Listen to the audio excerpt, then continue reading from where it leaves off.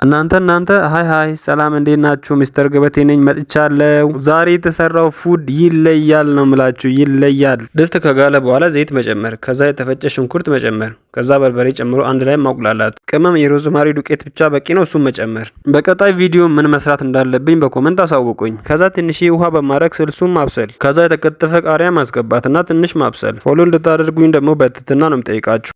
ጨው ካልፈለጋችሁ አለመጨመር ትችላላችሁ። እኔ ጨምሬያለሁ። ከዛ በኋላ የተከተፈውን ቲማቲም ጨምሬ ማማሰል። የኔ ዓላማ አቅም በፈቀደ መጠን አቅመ ደካሞችን ማገዝና ማገዝ ብቻ ነው። ዋው አያችሁ ውበቱን። በመጨረሻም ቲማቲሙ ከተጠበሰ የሚበቃችሁን ያህል ሚጥሚጣ ከላይ በመጨመር ለትንሽ ደቂቃ ብቻ ማዋሃድ። ይህ ቪዲዮ ብዙ ሰዎች ጋር እንድደርስልኝ የምችሉትን ያህል ኮፒ ሊንክ አድርጉልኝ። ዋው ምግባችን ደረሰ ማለት ነው። በመጨረሻም እንደዚህ ውብ አድርጌ አቀረብኩ። አያችሁት እንዴት እንደሚያምር። በጣም ይጣፍጥም ነበር። እንደተለመደው ምግቡን ያካፈልኩት ለአባባ ነው። አመሰግናችኋለሁ። ደህና ሁኑልኝ።